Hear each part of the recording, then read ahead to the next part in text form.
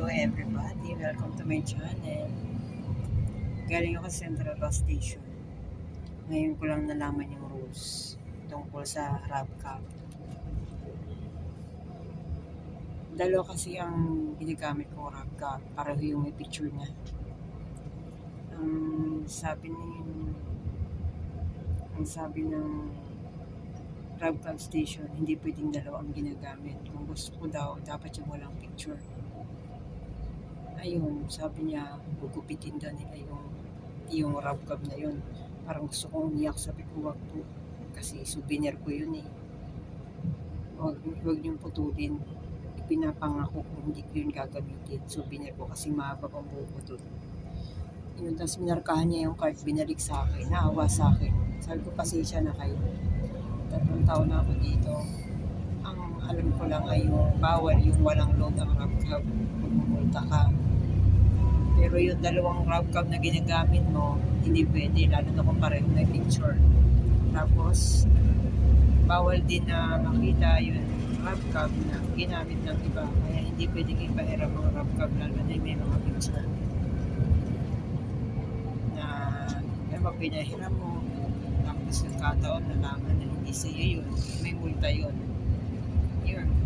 Kaya tinago ko na lang yung RabCab na yun. Souvenir ko siya eh. Yung kasing RabCab na yun, ginagamit ko yan sa tren. Pinaghihiwalay ko yung RabCab ng tren at saka ng bus. Yun naman pala, kapag nag-unlimited ka na 315, pwede mong gamitin sa tren, pwede mong gamitin sa bus sa loob ng isang buwan. Biyahe ka na magbiyahe hanggang kailan gusto. Kung alam ko lang na ganun, ganun na lang yung pinaload ko noon, na hindi ako load ng 40-40. Mahilig akong gumala. Sana bukas sa Jerusalem. Sana gusto ko lang talagang pumunta ng Jerusalem. Ang bala ko sana umalis, pero ang damdamin ko kahapon pumunta ng Jerusalem, bahala na.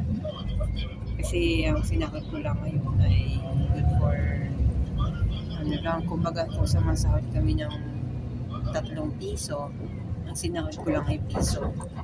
Papadala pa ako sa nanay ko, sa kapatid ko. Pero kahit pa paano, mag-aano pa rin ako sa Jerusalem. Gusto ko pa rin pumunta. Iba po talaga pag napunta ako ng Jerusalem, iba yung pakaramdam.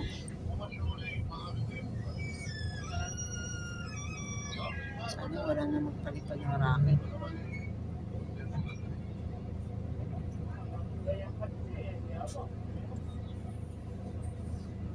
May nakapag-advise kasi sa akin na kapag may mga ganyan mga rocket fire, delikado mag-stay sa Jerusalem kasi mahina ang bomb shelter. Madaling masira ang bomb shelter. Katulad ng bagong gawa ko yun, bomb shelter, matibay. Yun. Pero yung damdamin ko kasi iba. Jerusalem yan. Baga dyan si Jesus Christ pinahirapan, pinako. Diyan din siya nabuhay. And then, mayroon pang mga maraming history, biblical history ang Jerusalem. Basta,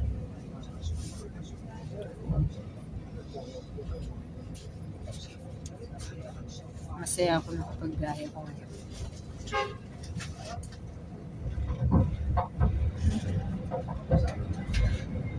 Kumakati ang mata ko.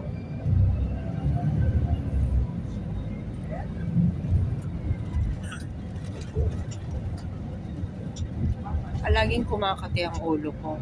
Mapansin ko nung nasa Korea ako, ang uban ko ay 3 lang yata, 4. Nung nandito na ako sa Israel, ang dami-dami na. Ang bilis dumami.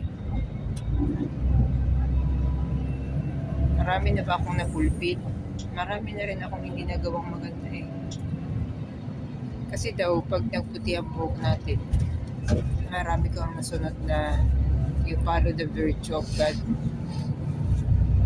Yun, siguro, sa pagbablog kong ito,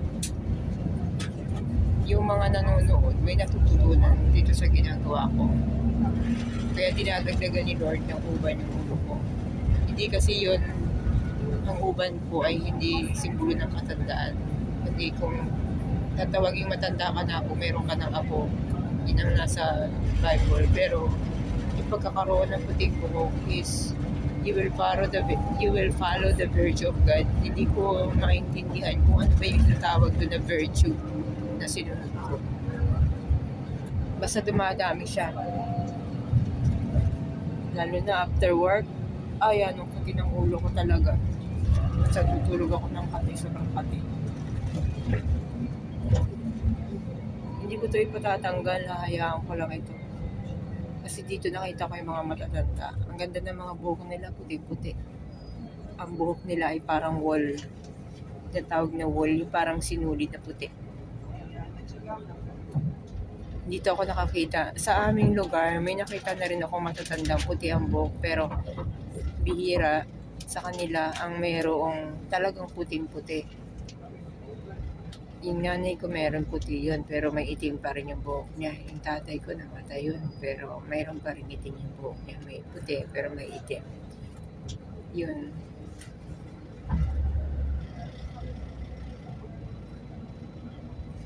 Ito talaga ng Israel. Sige po, matutulog muna ako. 1 oras at 7 minuto ang biyahe hanggang Central Station ng Jerusalem. Sasakay ako sa light rail para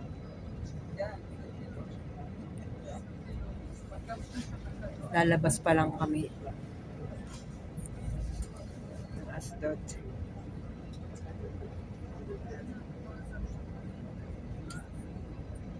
Bye-bye.